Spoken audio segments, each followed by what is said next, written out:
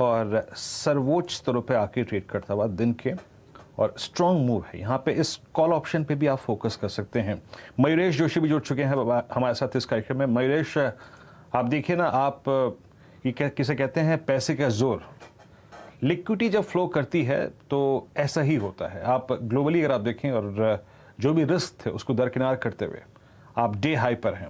आपकी approach markets पे, और आई थिंक ये ताइवान का इशू जो है, क्या हम इस पर बहुत ज़्यादा रिएक्ट करने को तैयार हैं? एंड स्पेशली वो फैक्ट, आप रुपए को देखिए, रुपए की रिकवरी, आप एफआईएस का फ्लो देखिए, एक एक दिन में 2500 करोड़ रुपए, 2000 करोड़ रुपए का इंडेक्स, 5500 कॉन्ट्रैक्ट पुट शॉर्ट करना।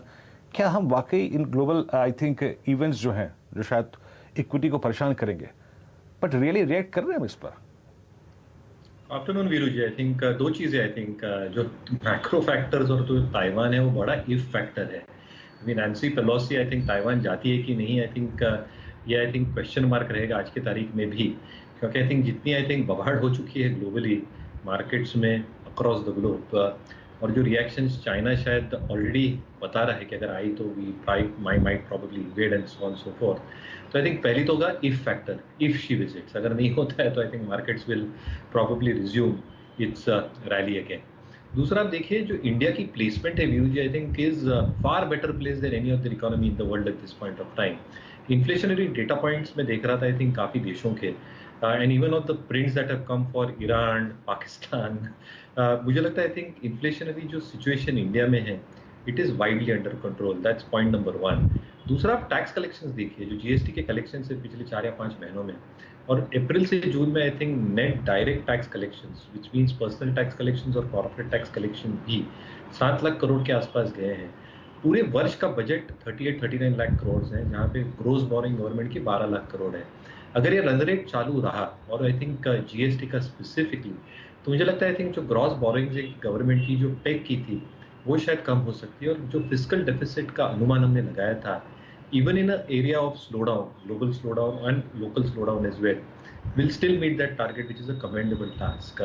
तीसरा, जो रुपये की मूव है, obviously I think trade deficit को थोड़ा हैम्पर करती है, बट इस पे भी 2 फैक्टर्स हैं। एक, अगर क्रूड 105 और 120 के बीच में रहता है, dollar remains between, US dollar remains between 79 and 80, जो हमने देखा था, तो शायद करंट अकाउंट डेफिसिट 2.6-2.7% है on the higher side. But अगर दिस इंप्रूव, जैसे रुपये की हम चाल देख रहे हैं, या जो क्रूड की एक चाल दिख रही है, विच इज अबव बिलो $100 पर बैरल, मुझे लगता है that can come down to 2.2-2.3। तो 3% का जो एक अनुमान लगाया था द बिगिनिंग ऑफ से मई और जून, आई थिंक वो एक डिस्टिंक्ट पॉसिबिलिटी लग रही है। तो काफी मैक्रो फैक्टर्स है जो सपोर्ट कर रहे हैं। थोड़ी Q2 में अर्निंग्स में एक दबाव आ सकता है मार्जिन्स पे, बट मुझे लगता है Q3 से रिकवरी बहुत शानदार हो सकती है। India is far better placed. Always a bull will remain a bull on India. ये अपनी बात कर रहे थे आप क्या? बिल्कुल। अरे वाह, ये नहीं, और शेयर बाजार में अगर कमाना है हम रिटेल को, तो भरोसा रखना ही पड़ेगा इंडिया स्टोरी पे, नहीं तो इफ्स एंड बट्स लगाते रहेंगे, डाउट करते रहेंगे, सब निकलेगा। तो भरोसा रखिए इंडिया स्टोरी पे। और एक हैप्पी फेस दिखाता हूं आपको।